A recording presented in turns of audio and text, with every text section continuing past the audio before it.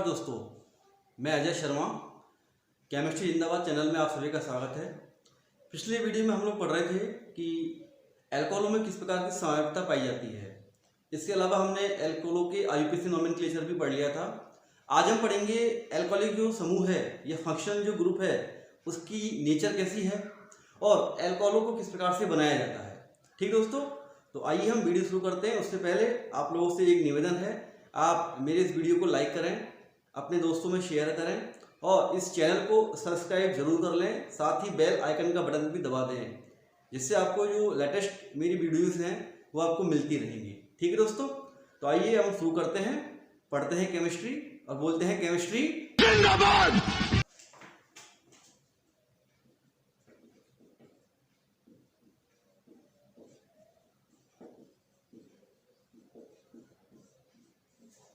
ROH समूह की प्रकृति यानी कि जो एल्कोहलिक समूह है उसकी नेचर क्या होती है। दोस्तों ROH समूह में अगर हम गौर से देखें तो यहाँ पर जो ऑक्सीजन परमाणु होता है, इस ऑक्सीजन परमाणु अपने 2 इलेक्ट्रॉनों का उपयोग करके 2 सिग्मा बॉन्ड बनाता है। इसके अलावा इसके पास 2 lone pair of electrons present होते हैं। ठीक है, तो 2 लॉन पेयर ऑफ इलेक्ट्रॉन्स हैं, साथ ही 2 सिग्मा बॉन्ड भी है। इसलिए यहाँ ऑक्सीजन परमाणु की संकरण अवस्था होती है वह sp3 होती है। ठीक है दोस्तों, तो हम यहाँ लिखेंगे ऑक्सीजन परमाणु की संकृत अवस्था हाइब्रिडाइज्ड स्टेट क्या है, यहाँ पर sp3 है। ठीक है, ये किस अवस्था में, यहाँ पर sp3 अवस्था में है। और sp3 अवस्था में जो इसके 4 sp3 कक्षक होते हैं उनमें से ये 2 कक्षक के साथ में एल्किल समूह और हाइड्रोजन के साथ में क्या बनाता है, सिग्मा बॉन्ड बनाता है। और इसकी 2 कक्षकों में lone pair of electrons present होते हैं। तो अगर इसके हम स्ट्रक्चर को देखें तो किस प्रकार से बनेगी।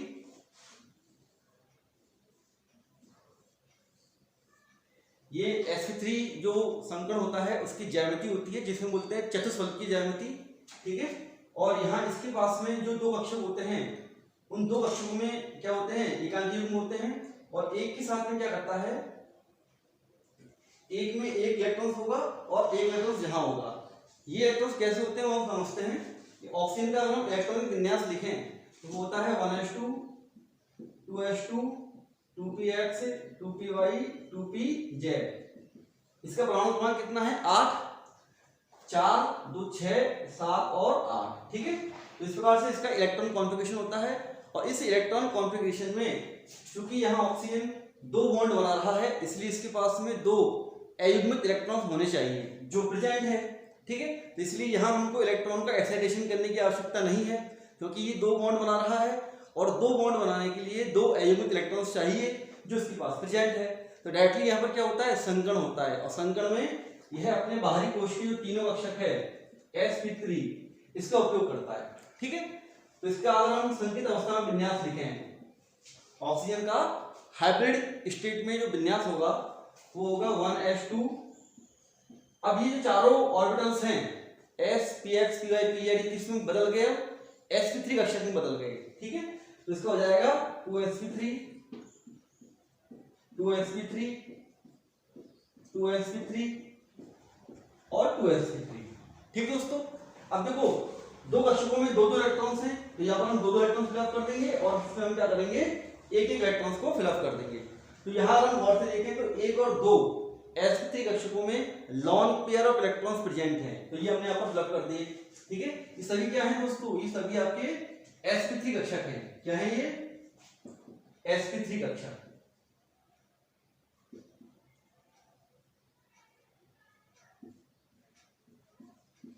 ठीक है, तो 2 में तो एकांकी युग्म हो गए ये वाले और 2 में क्या है आपके अयुग्मित इलेक्ट्रॉन्स प्रेजेंट है। समझ आ गया। अब ये एल्कोहल में जो ऑक्सीजन परमाणु है ये किससे जुड़ा हुआ है, हाइड्रोजन से। और हाइड्रोजन का विन्यास क्या होता है, 1s1। तो जाहिर है हाइड्रोजन का एक इलेक्ट्रॉन क्या करता है, इसके एक कक्षक के साथ में अपने इलेक्ट्रॉनों को साझा कर लेता है और यहाँ पर क्या हो जाता है, कोई बॉन्ड बन जाता है हाइड्रोजन का, जिसे हम बोलते हैं सिग्मा बॉन्ड। ठीक है दोस्तों, और दूसरा जो अयुग्मित इलेक्ट्रॉन है यह इस एल्किल समूह का जो कार्बन है, कौन सा, एल्किल समूह का जो कार्बन है उसके साथ में क्या करता है, सिग्मा बॉन्ड बनाता है, जिसे हम बोलते हैं क्या, सम्मुख अत्यपन। यानी कि sp3 और p कक्षक का जो सम्मुख अत्यपन होता है उससे क्या बनता है, सिग्मा बॉन्ड बनता है। तो यहाँ पर भी क्या हो गया, जो एक ही कार्बन परमाणु है, ये कार्बन, इस कार्बन का एक इलेक्ट्रॉन और इसका एक इलेक्ट्रॉन क्या करते हैं, सिग्मा बॉन्ड का निर्माण कर लेते हैं। ठीक है, तो इस प्रकार से यहाँ इसकी जो संरचना है sp3 संघनन के कारण चतुष्फलकीय यानी टेट्राहेड्रल होनी चाहिए थी, लेकिन वास्तव में इस पर क्या है, दो कक्षकों में लॉन पेयर ऑफ इलेक्ट्रॉन्स आ जाने के कारण इसकी संरचना क्या हो जाती है, इसकी संरचना एंगुलर या बी शेप हो जाती है। ठीक है, ये बॉन्ड आपके हट गए, अब ये जो संरचना है वो इस प्रकार से क्या होगी, बी शेप बन जाएगी। ठीक है, तो कैसे बनेगी देखो, इसको हम यहाँ देखते हैं संरचना को। ये ऑक्सीजन एटम सेंटर में क्या है भाई, सेंटर में यहाँ पर ऑक्सीजन एटम हो गया, इसके पास में दो तो क्या हो गए, एकांकी युग्म, और एक क्या हो गया इसका H, और एक क्या बन गया इसका L की समूह के साथ में बॉन्ड बन गया। ठीक है, ये जो बॉन्ड है इसमें बोलते हैं क्या, एंगुलर या बी शेप, बी शेप। ठीक है, इसकी क्या होती है, आकृति होती है, एंगुलर कोणीय या बी शेप, इसकी क्या होती है, शेप होती है। अब देखो यहाँ जो एंगल होता है, ये जो एंगल होगा, ठीक है, ये जो कक्षकों का एंगल होता है, ये होता है 109 डिग्री। जब sp3 कक्षक sp3 संकरण होता है उस समय बॉन्ड एंगल का जो मान होगा वो 109 डिग्री होता है। लेकिन यहाँ पर हम देखें तो ऑक्सीजन के पास में क्या है, दो लॉन पेयर आ गए इन कक्षकों में, तो यहाँ पर क्या होता है, इनके बीच में लॉन पेयर रिपल्शन होता है, और इस लॉन पेयर रिपल्शन के कारण ये क्या होगा, यहाँ पर बॉन्ड पेयर में क्या होगा, रिपल्शन होगा, और ये बॉन्ड पेयर क्या होंगे, एक दूसरे के पास पास आ जाएंगे, इसलिए जो बॉन्ड एंगल होता है वो कितना हो जाता है, घटकर 108 डिग्री के आसपास आ जाता है। ठीक है, तो अल्कोहलों में जो बॉन्ड एंगल होता है वो कितना होता है, 108 डिग्री के आसपास। समझ में आ गया दोस्तों। ठीक है, ये क्वेश्चन बन जाता है कई बार कि अल्कोहलों में ऑक्सीजन परमाणु sp3 संकेत अवस्था में होता है, ठीक है, फिर भी यह 108 डिग्री बंद कोण दर्शाता है, ना कि 109 डिग्री 28 मिनट। ऐसा क्यों? तो उसका आंसर क्या देंगे हम कि ऑक्सीजन पर दो लॉन पेयर ऑफ इलेक्ट्रॉन्स होते हैं जिनके बीच में रिपल्शन होता है, और इस रिपल्शन के कारण ये जो लॉन पेयर्स होते हैं ये बॉन्ड पेयर को क्या करेंगे, रिपल्शन करेंगे, जिससे ये इसको रिपल्शन करेगा, ये इसको रिपल्शन करेगा, ये दोनों क्या होंगे, एक दूसरे के, ये जो बॉन्ड एंगल इस प्रकार से थे ये क्या हो जाएंगे, थोड़े से कम हो जाएंगे, तो इनके बीच का जो एंगल बनाएगा ये एंगल, ये क्या हो जाएगा, कम हो जाएगा, और इसका मान कितना होता है, लगभग 108 डिग्री के आसपास। समझ में आ गया दोस्तों। ये कहलाती है आपकी एल्कोहलिक समूह की प्रकृति, the nature of alcoholic group. ठीक है, चलो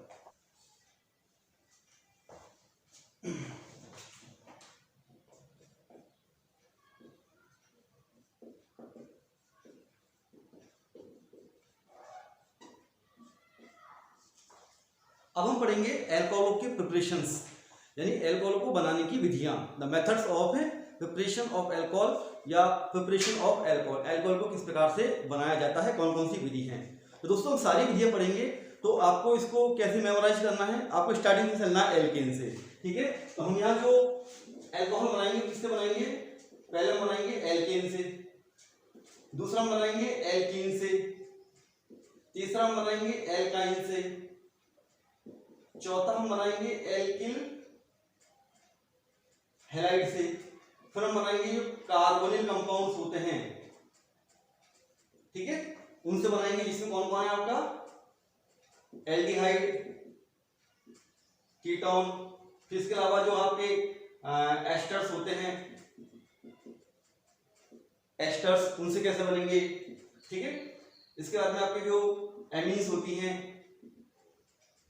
एमीन्स नाइट्रोजन कंपाउंड है, ठीक है, इन सभी से किस प्रकार से अल्कोहल बनाया जाता है, तो वो यहां हम 1 बाय 1 करके देखेंगे। तो सबसे हम पढ़ेंगे एल्केन से।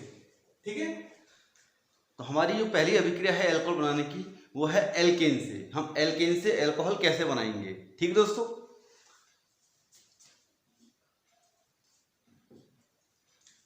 देखो, एल्केन से अल्कोहल बनाने के लिए सबसे पहले हमें क्या करना होता है, उसे एल्केन में ब्रोमिनेशन कराना होता है, अर्थात एल्केन के किसी भी कार्बन पर, चाहे वो 1 डिग्री कार्बन हो चाहे 2 डिग्री कार्बन हो, उन दोनों में से किसी भी कार्बन पर हमें एक ब्रोमीन के एटम को प्रतिस्थापित कराना होगा, यानी एक हेलो एटम को हम क्या करवाएंगे, प्रतिस्थापित करवाएंगे। उसके पश्चात हम उसका फिर क्या करवाते हैं, हाइड्रेशन करवाते हैं, उससे हमें अल्कोहल प्राप्त होता है।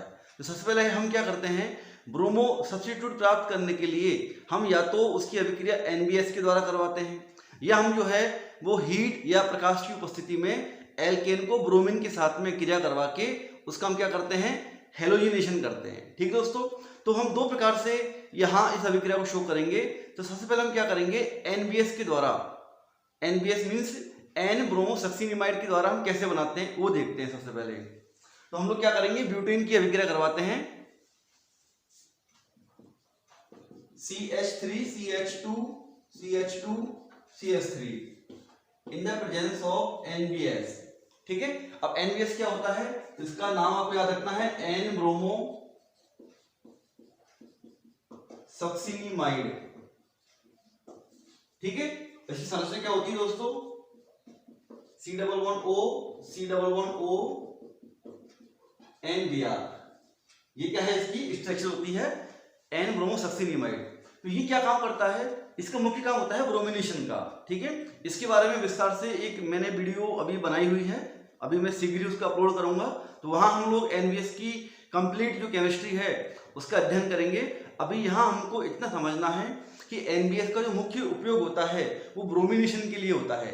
हालांकि ये एलाइलिक और बेंजाइलिक जो पोजिशंस होती हैं वहाँ ब्रोमिनेशन में काम आता है, लेकिन यहाँ हम लोग क्या करते हैं, एल्केन में भी ब्रोमिनेशन करा सकते हैं। तो क्या होगा यहाँ पर कि इसकी उपस्थिति में ये आपका जो सेकेंडरी कार्बन होता है, इस सेकेंडरी कार्बन पर जो हाइड्रोजन परमाणु है उसका ब्रोमीन से क्या होता है, रिप्लेसमेंट हो जाता है। ठीक है, ये क्या बन जाएगा आपने यहाँ पर CH3 CH2 CHBr और CH3।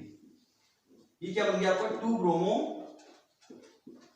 ब्यूटेन। ठीक दोस्तों, तो ये हमारा यहाँ पर प्राप्त हो गया हेलो एल्केन। ये हमारा पहला स्टेप है।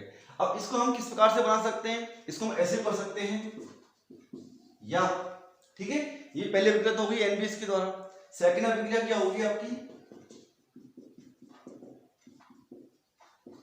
CH3 CH2 CH2 CH3। इसकी अभिक्रिया में करवा दी किसके साथ में, Br2 के साथ में, in the presence of light, या इसको हमने क्या कर दिया, हीट दे दिया। तो अभी यहां पर क्या होता है, CH3 CH2 CHBr और CH3 ये हमें उत्पाद प्राप्त होता है, यानी दोनों से हमको ये उत्पाद प्राप्त होगा। अब ये अभिक्रिया आगे किस प्रकार से प्रोसीड होती है इसको हम समझते हैं क्रियाविधि के द्वारा। समझ आ गया दोस्तों। सबसे पहले हमें क्या बनाना है, हमें उस एल्केन को ब्रोमो एल्केन में कन्वर्ट करना है। ठीक है,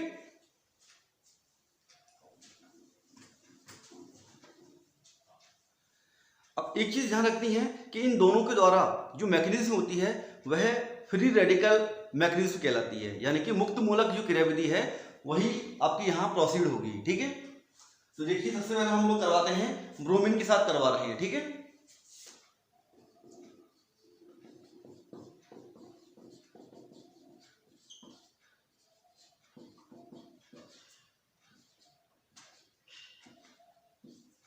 सबसे पहले हम क्या करेंगे, ब्रोमीन का प्रकाश या जो हीट हम दे रहे हैं उसकी उपस्थिति में यहाँ पर चेन इनिशिएशन होता है और जो ब्रोमीन का मॉलिक्यूल है वो आपका ब्रोमीन रेडिकल में कन्वर्ट हो जाता है। यहाँ पर हमको ये रेडिकल प्राप्त हो गया।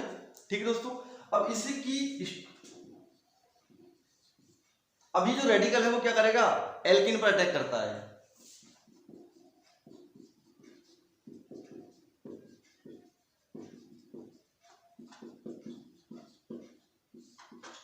ठीक है, अब देखो यहां पर ये जो H है सेकेंडरी कार्बन, क्योंकि प्राथमिक कार्बन के कंपेयर में जो सेकेंडरी कार्बन होता है, जो सेकेंडरी कार्बन पर जो रेडिकल बनेगा वो ज्यादा स्थायी होता है। ठीक है, तो यहाँ पर क्या होता है, जो सेकेंडरी यानी कि द्वितीय कार्बन है उस द्वितीय कार्बन का जो हाइड्रोजन परमाणु होगा बॉन्डेड, ये आपका क्या होता है, इसका होमोलाइटिक क्लीवेज होता है और यहाँ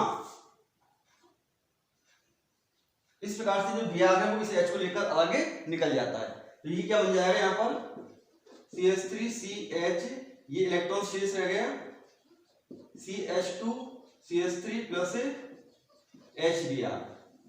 ये क्या प्राप्त हो गया आपको, 2 डिग्री रेडिकल। ठीक है, ये क्या है आपका 2 डिग्री रेडिकल प्राप्त हो जाता है। समझ आ गया। पहले स्टेप में जो ब्रोमीन मॉलिक्यूल होता है उसका यहाँ पर क्या होगा, यहाँ उसका होमोलाइटिक क्लीवेज होता है जिससे हमें ब्रोमीन रेडिकल प्राप्त होगा।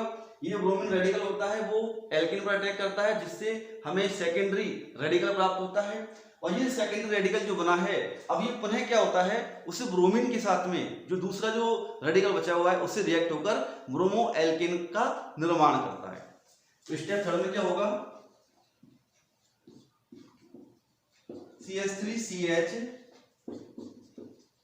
CH2CH3 प्लस, ठीक है, ये जो दूसरा रेडिकल है वो दोबारा अटैक करेगा और ये कहां पर जुड़ जाएगा, इससे कार्बन पर आकर अटैच हो जाता है। तो हमें प्राप्त होगा CH3 CHBr CH2 CH3, ठीक है। तो इस प्रकार से हमको यहाँ पर 2 ब्रोमो ब्यूटेन प्राप्त हो जाता है। समझ में आ गया, ये इसका क्या है, पहला स्टेप है, ठीक है दोस्तों। अब इस पर क्या होता है, जो वाटर मॉलिक्यूल है उस वाटर मॉलिक्यूल का क्या होगा, अटैक होगा, ठीक है। जब वाटर मॉलिक्यूल अटैक करता है तो यहाँ पर क्या, किस प्रकार से वो अभिक्रिया प्रस्तुत होती है उसको हम देखते हैं।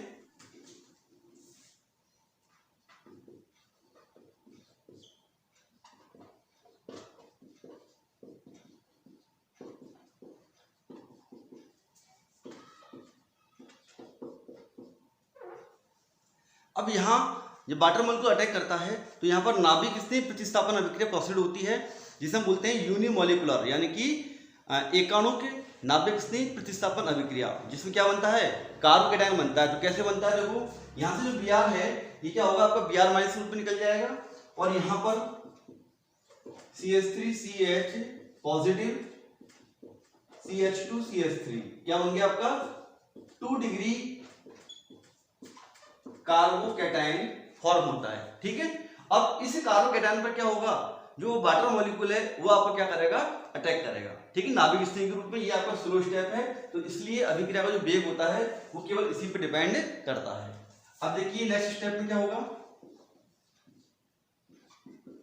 CH3CH पॉजिटिव CH2CH3, इस पर कौन अटैक कर रहा है, वाटर मॉलिक्यूल, ठीक है। वाटर मॉलिक्यूल में जो ऑक्सीजन पर लॉन पेयर ऑफ इलेक्ट्रॉन्स होते हैं वो उससे पॉजिटिव कार्बन को दे दी जाते हैं, जिससे वहां पर क्या होता है, बॉन्डिंग बन जाती है। CH3CH CH2CH3 और यहाँ पर कौन जुड़ गया आपका वाटर मॉलिक्यूल, और इस पर चार्ज किया गया ऑक्सीजन पर पॉजिटिव, क्योंकि ऑक्सीजन ने अपने इलेक्ट्रॉन्स क्या किए, डोनेट कर दिए, ठीक है। अब ऑक्सीजन चूंकि इलेक्ट्रोनेगेटिव एटम है तो ऑक्सीजन पर पॉजिटिव चार्ज रह नहीं सकता, तो यहां से क्या होता है, ऑक्सीजन हाइड्रोजन से बॉन्ड पेयर इलेक्ट्रॉनों को अपनी ओर अट्रैक्ट करता है और हाइड्रोजन को प्रोटॉन के रूप में रिलीज कर देता है, ठीक है। तो ये इलेक्ट्रॉन्स कहां चले जाते हैं, यहां चले जाते हैं, ठीक है।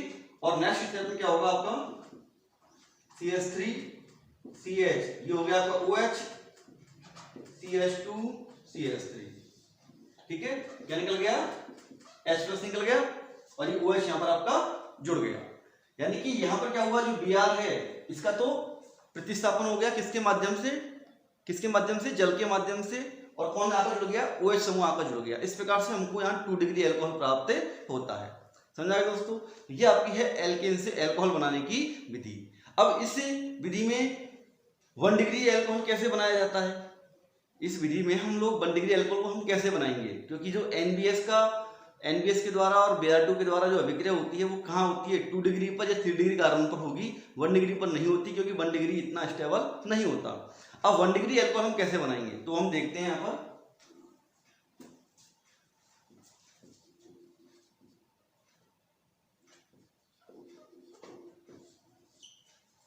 1 डिग्री एल्कोहल का फॉर्मेशन, ठीक है।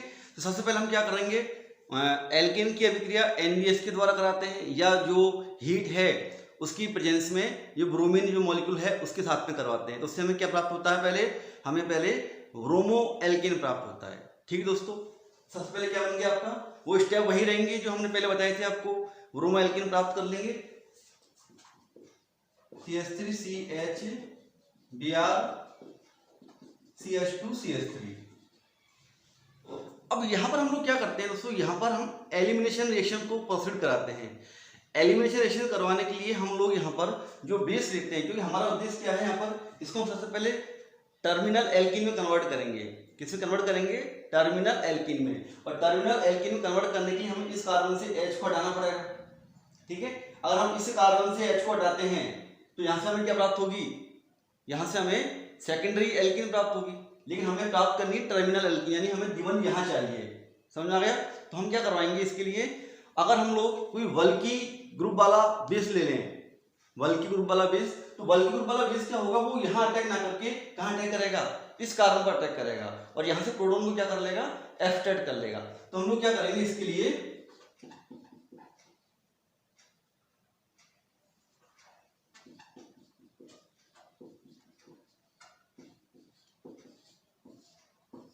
ठीक है, हम यहाँ पर तृतीयक ब्यूटॉक्साइड जो बेस है, यहाँ इसका हम उपयोग करते हैं।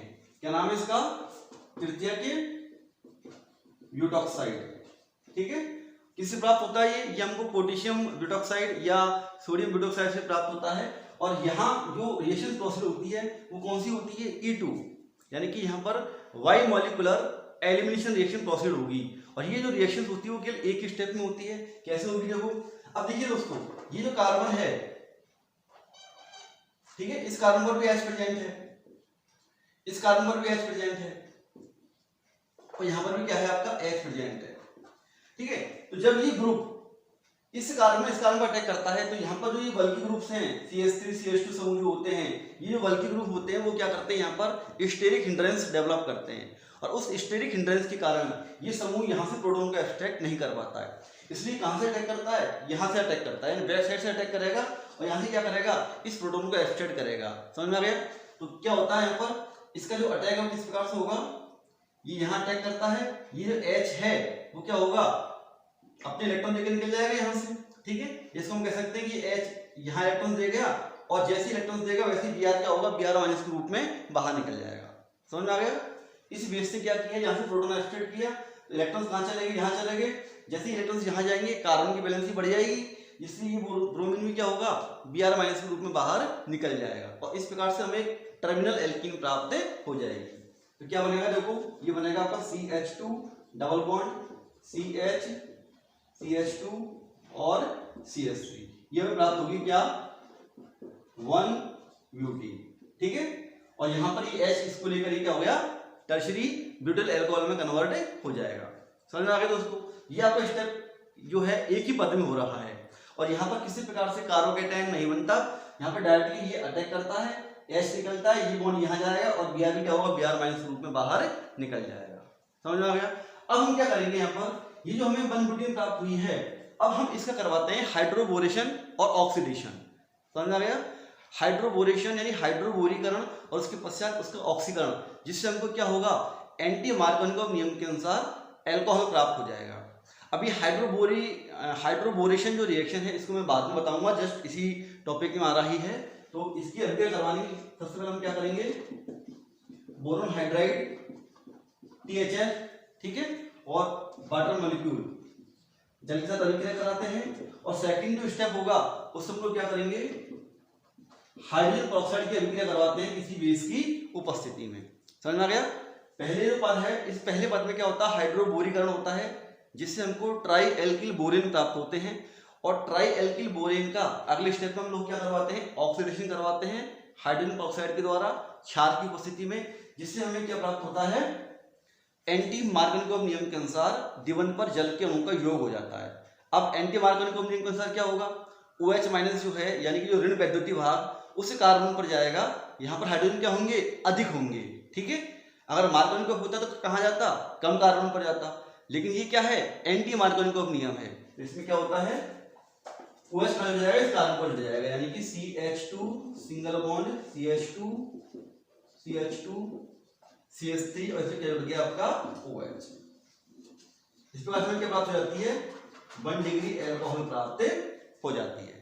समझ आ गया दोस्तों? तो ये हमारी है एल्केन से एल्कोहल प्राप्त करने की विधि, जिसमें हमने 1 डिग्री एल्कोहल और 2 डिग्री एल्कोहल दोनों प्रकार के एल्कोहल को प्राप्त कर लिया है।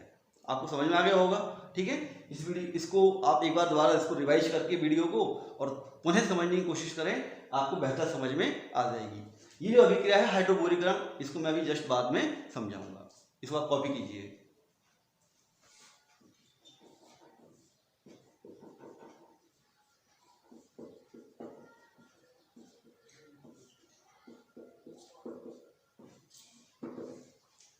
The next method is how to prepare alcohol from alkene. Alkene से हम अल्कोहल कैसे बनाएंगे, ठीक है दोस्तों। सेकंड पॉइंट है, पहला हमारा क्लियर हो गया एल्कीन से, दूसरा हम पढ़ेंगे एल्कीन से। एल्कीन से अल्कोहल कैसे बनाते हैं, उसकी कई विधियां हैं, जिसमें मुख्य विधि कौन कौन सी वो हम लोग पढ़ते हैं। तो फर्स्ट विधि है इसकी जलयोजन, हाइड्रेशन, ठीक है। एल्कीनों का जलयोजन, यानी कि एल्कीन का जो मॉलिक्यूल होता है उस पर जल के अणु का योग, उससे क्या बन जाएगा, अल्कोहल बन जाएगा। अभी जलयोजन कैसे होता है वो हम लोग समझते हैं। इसमें लिखेंगे जब किसी एल्कीन को तनु अम्ल उत्प्रेरक की उपस्थिति में जल के साथ अभिकृत कराया जाता है तो मार्कोनिकॉफ नियम के अनुसार द्विबंध पर जल के अणु का योग होता है और हमें अल्कोहल प्राप्त होती है, ठीक है दोस्तों। अभी क्या कैसे होगी देखो, CH3CH double bond CH2 plus H2O in the presence of dilute या H3PO4 SiO2, ठीक है। ये आपके उत्प्रेरक होते हैं। इस अभिक्रिया में जो उत्प्रेरक प्रयुक्त किया जाता है वो होता है डाइल्यूट H2SO4 या phosphoric acid in the silica SiO2। इसकी उपस्थिति में जल से हम अभिक्रिया करवाते हैं तो क्या बनता है, CH3CHOH CH3, ठीक है। क्या होंगे आपका ये 2 डिग्री अल्कोहल।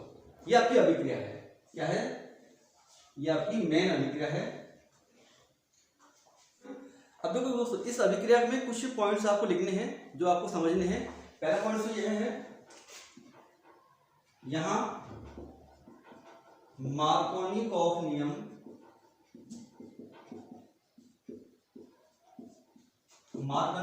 के अनुसार उत्पाद बनता है।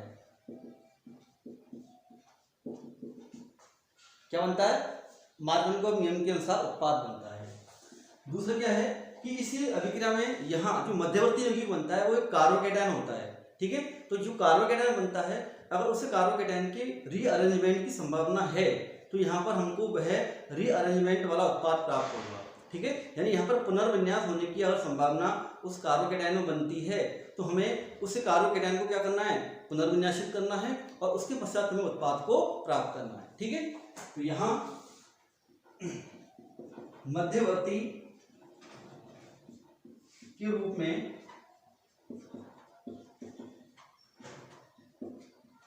कार्बोकैटायन बनता है, ठीक है, कार्बोकैटायन बनता है। और यदि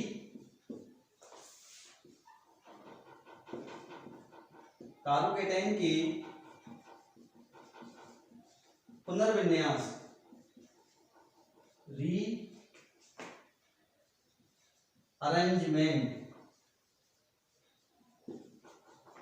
की संभावना हो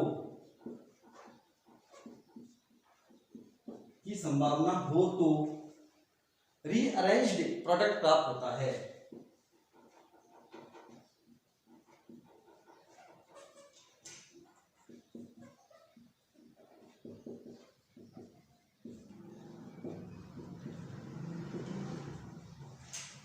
ठीक है, यदि रीअरेंजमेंट की संभावना है तो हमें रीअरेंज्ड यानी पुनर्विन्यासित उत्पाद प्राप्त होता है। समझ आ गया?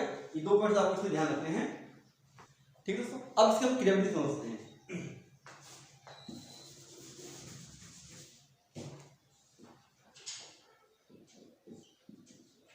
मैकेनिज्म, इसका पहला पद क्या होता है, जो आपकी एल्कीन है, ठीक है, ये एल्कीन जो है, इस एल्कीन पर एसिड से प्राप्त जो प्रोटॉन होता है वो क्या करेगा, आक्रमण करेगा, ठीक है। वैसे तो हम प्रोटॉन को डायरेक्टली आक्रमण करा सकते हैं, लेकिन चूंकि प्रोटॉन जो है एक इसका आकार बहुत छोटा होता है तो ये सबसे पहले क्या करता है, जल से क्या करता है, रिएक्ट हो जाता है, ठीक है, और क्या बनाता है, हाइड्रोनियम आयन बनाता है। जल में जो ऑक्सीजन एटम्स होते हैं उसके लॉन्ग तरफ इलेक्ट्रॉन्स को H+ आयन ग्रहण कर लेगा और क्या बनता है, H3O+ हाइड्रोनियम आयन। क्या नाम है इसका, हाइड्रोनियम आयन बनता है। ठीक है, अब ये जो हाइड्रोनियम आयन है ये क्या करेगा, उस एल्कीन की ओर अट्रैक्ट होता है, क्योंकि ये क्या है यहाँ पर, अब यहाँ पर एक इलेक्ट्रोफाइल है, क्या है, इलेक्ट्रोफाइल। और एल्कीन में क्या होता है, पाई इलेक्ट्रॉन की डेंसिटी होती है, तो वो एक प्रकार से न्यूक्लियोफाइल की तरह बिहेव करता है। तो अब क्या होगा, इसका एल्कीन पर अटैक होगा।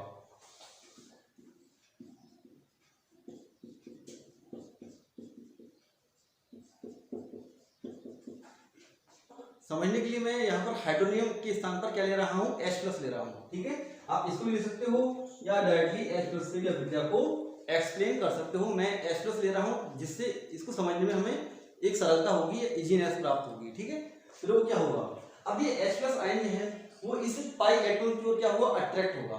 तो जैसे ही H+ आयन पाई इलेक्ट्रॉन की ओर आएगा, तो पाई इलेक्ट्रॉन या तो इस कार्बन की ओर मूव होंगे या वो क्या होंगे, इस कार्बन की ओर मूव होंगे। तो यहाँ दो प्रकार की पॉसिबिलिटी प्राप्त होती है कि ये जो इलेक्ट्रॉन्स हैं वो किस कार्बन की ओर मूव हो, और जिस कार्बन पर इलेक्ट्रॉन्स जाएगा उसी कार्बन पर कौन अटैक करेगा, ये H+ अटैक करेगा। ठीक है, तो मेरी संभावना मैं लिख देता हूँ, संभावना नंबर 1, संभावना नंबर 2।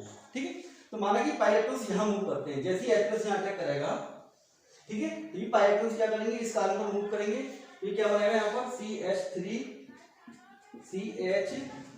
CH2, इस पर क्या आएगा, नेगेटिव। भाई पाई इलेक्ट्रॉन से मूव करेंगे तो यहाँ पर क्या आएगा, नेगेटिव आएगा, यहाँ क्या आएगा, पॉजिटिव, यहाँ तो क्या आ गया, पॉजिटिव। इस नेगेटिव में कौन जुड़ गया, ये जुड़ गया। ठीक है, तो एक पॉसिबिलिटी तो ये है कि हमको यहाँ पर इस प्रकार से कार्बोकेटायन प्राप्त हो। एक पॉसिबिलिटी क्या है, ये तो कौन सी पॉसिबिलिटी होगी, 1। 2 पर क्या होगा कि इलेक्ट्रॉन यहाँ चला जाए, CH3 CH, जब इलेक्ट्रॉन इस कार्बन पर आएगा तो यहाँ पर कौन जुड़ जाएगा, H, तो यहाँ क्या बन जाएगा आपका, पॉजिटिव हो जाएगा। इलेक्ट्रॉन यूं मूव करेगा, पाई इलेक्ट्रॉन इस प्रकार से मूव करेगा, तो इस कार्बन पर क्या आएगा, पॉजिटिव, इस पर क्या आएगा, नेगेटिव, तो यहाँ क्या आ गया, पॉजिटिव। तो ये क्या बन गया आपका 2 डिग्री कार्बोकेटायन, ये क्या बन गया आपका 1 डिग्री कार्बोकेटायन। ठीक है, कार्बोकेटायन। ठीक है दोस्तों, समझ आ गया। जब H+ आयन या H3O+ आयन एल्कीन पर अटैक करता है तो दो प्रकार की संभावनाएं हो सकती हैं, कि पहली तो यह है वो कि वो इस प्रकार से इस कार्बन पर अटैक करे, दूसरी वो यह है कि इस कार्बन पर अटैक करे। लेकिन अगर हम दोस्तों देखें तो हम जानते हैं कि 2 डिग्री कार्बोकेटायन क्या होता है, मोर स्टेबल होता है रेदर देन 1 डिग्री कार्बोकेटायन। समझ में आ गया, क्योंकि 2 डिग्री कार्बोकेटायन में इसके दोनों तरफ एल्किल समूह जुड़े होते हैं, जिसके प्लस आयन प्रभाव के कारण इसकी स्टेबिलिटी क्या होती है, बढ़ जाती है। इसीलिए संभावना यही होती है कि इस प्रकार का कार्बोकेटायन क्या हो, फॉर्म हो। ठीक है, ये अभिक्रिया आपकी प्रोसीड नहीं होती है और इलेक्ट्रोफाइल कहाँ अटैक करता है, इस कार्बन में अटैक करता है, जिससे हमको ये 2 डिग्री कार्बोकेटायन प्राप्त हो जाए। समझ आ गया, ये आपका क्या है, पहला स्टेप। अब क्या होता है, देखो अब इसी कार्बोकेटायन पर जो 2 डिग्री कार्बोकेटायन है, इसी कार्बोकेटायन पर जो पॉजिटिव चार्ज आया, इसको दूर करने के लिए जो वाटर मॉलिक्यूल होते हैं वो इसको क्या करते हैं, ऑक्सीजन के माध्यम से इलेक्ट्रॉन डोनेट करते हैं। ठीक है, देखो क्या होगा, CH3 CH CH3 पॉजिटिव, ये क्या गया पर जल का मॉलिक्यूल। अब जल का मॉलिक्यूल क्या करेगा, अपने इलेक्ट्रॉनों को इसको देगा और इस पर जुड़ जाएगा। क्या बन गया ये CH3 CH CH3, और ये जल का अणु क्या हो गया, पर जुड़ गया और ऑक्सीजन पर क्या आ गया, पॉजिटिव चार्ज आ गया, यानी क्या बन गया, ऑक्सोनियम आयन बन गया। इसका नाम क्या है, ऑक्सोनियम आयन। ठीक दोस्तों, क्योंकि ऑक्सीजन जो था, जल का जो ऑक्सीजन परमाणु था जिस पर एकांकी युग्म थे, वो एकांकी युग्म में किसको दे दिए गए, पॉजिटिव कार्बन को दे दिए गए, जो धनायन था कार्बन पर उसको दे दिए गए, जिससे अब इस ऑक्सीजन पर इलेक्ट्रॉन्स क्या हो गए, कम हो गए, डोनेट कर दिए वो, तो उस पर ऑक्सीजन पर क्या हो गए, इलेक्ट्रॉन्स कम हो गए, तो ऑक्सीजन पर चार्ज क्या जाएगा, पॉजिटिव आ जाएगा। ठीक है, ये सब क्या हो गया, स्टेप नंबर 3। अब क्या होता है, देखो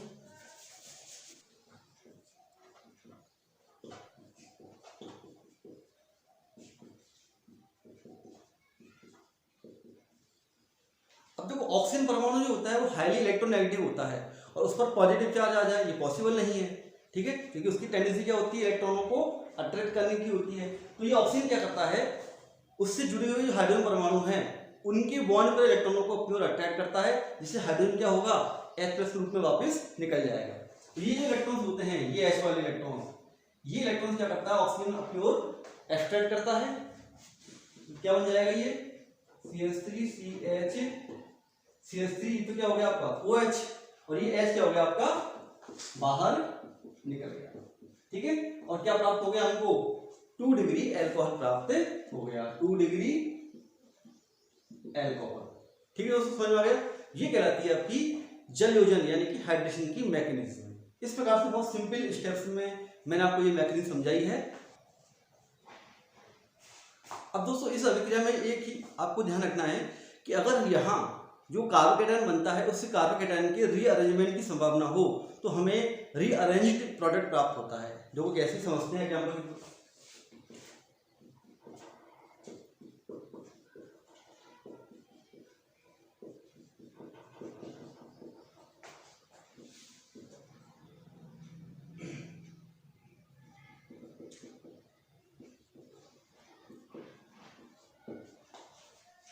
ठीक है दोस्तों, ये आपका एग्जांपल ले रहे हैं हम लोग 1 2 3 3 3 डाइमेथिल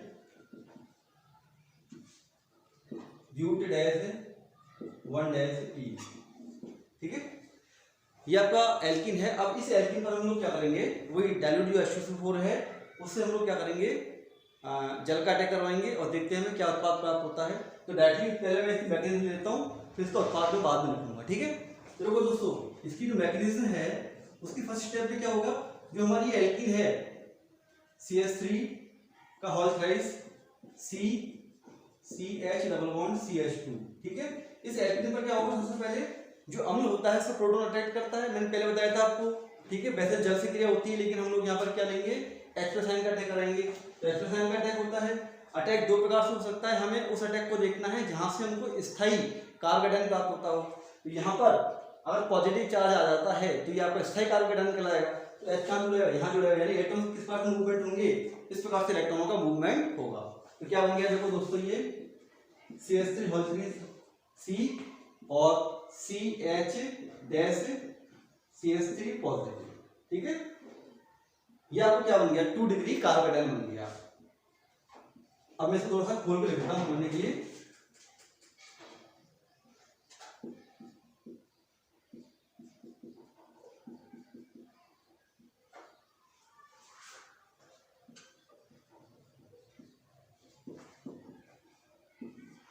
ये क्या बन गया, यहाँ पर 2 डिग्री कार्बोकेटायन प्राप्त हो गया, ठीक है दोस्तों। अब ये 2 डिग्री कार्बोकेटायन है तो हमें देखना है कि क्या इससे अधिक और कोई कार्बोकेटायन यहाँ पर बनने की संभावना है क्या रीअरेंजमेंट के द्वारा। तो देखो दोस्तों, अगर ये CH3 समूह, ठीक है, यहाँ क्या हो जाए, रीअरेंज हो जाए, यानी यहाँ से निकलकर यहाँ चला जाए तो इस कार्बन पर क्या आ जाएगा, पॉजिटिव चार्ज आ जाएगा, ठीक है। तो कैसे होगा, री अरेंजमेंट, क्या हुआ, ये कहां चला गया आपका, यहां चला गया। तो क्या बन गया, CH3C CH3 CH, इस पर क्या आ गया CH3। भाई जब ये CH3 जाएगा तो ये इलेक्ट्रॉन लेकर जाएगा इस प्रकार से, जब इलेक्ट्रॉन लेकर जाएगा तो CH3 पे चार्ज क्या आएगा, नेगेटिव।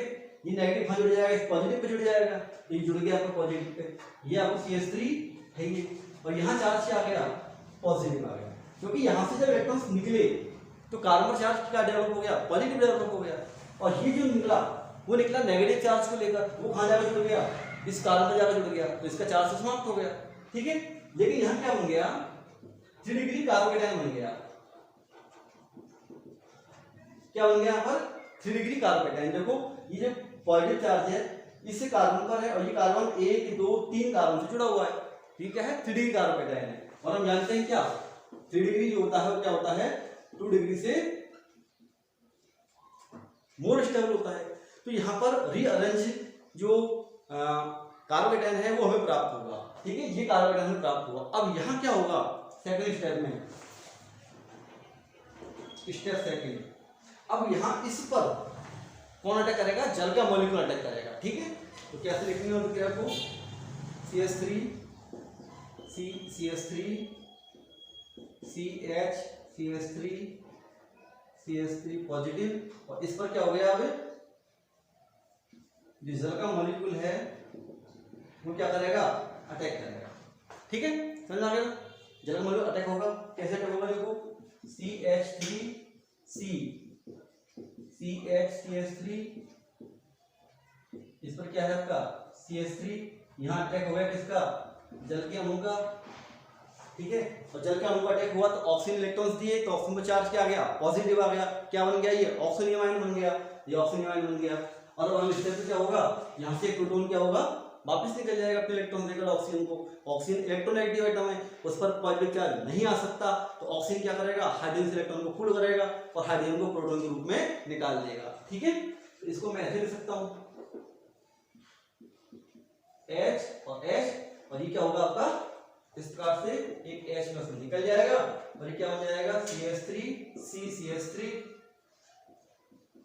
CH CH3 CH3 और ये क्या आ गया आपका OH, ठीक है।